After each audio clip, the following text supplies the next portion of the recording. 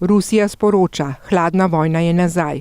Mesec dni potem, ko sta bila zastrupljena nekdanji ruski agent Sergej Skripal in njegova hčerka Julija, Rusi še vedno zavračajo obtožbe Velike Britanije, da so odgovorni za zastrupitev.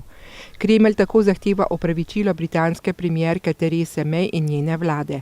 Putinov predstavnik Dmitrij Peskov pa izpostavlja, da britanska teorija v nobenem primeru ne bo nikoli potrjena, ker je ni mogoče potrditi.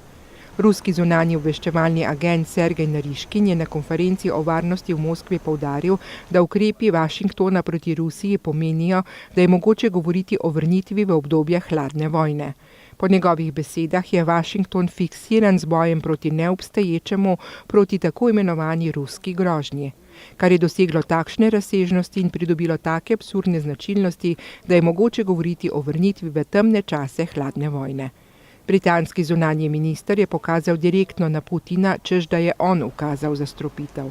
Britanski vojaški laboratorij, v katerem so analizirali živčni strup, pa je včeraj sporočil, da ne more dokazati, da je bila snov izdelana v Rusiji.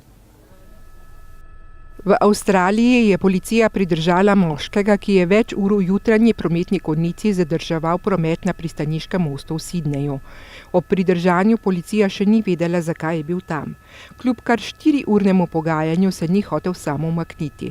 Ko so vendarle dosegli, da je promet lahko stekel, so ga odpeljali v bližnjo bolnišnico na pregled in potrdili, da je v stabilnem stanju. Policija je sklenila, da ga bodo obtožili oviranja prometa.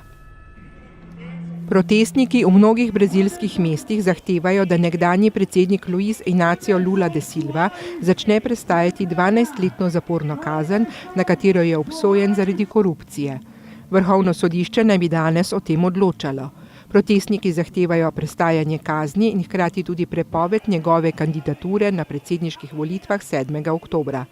Načelnik generalštaba brazilske vojske, general Eduardo Vilas Boas, je na Twitterju zapisal, da tudi vojska podpira željo Brazilcev po odpravi prakse nekaznovanja.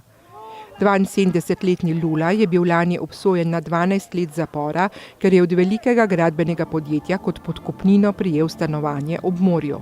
Na sodbo se je pritožil, a je izgubil. Zaprosil je vrhovno sodišče, naj mu odloži prestajanje kazni, sodniki pa so deljenega mnenja.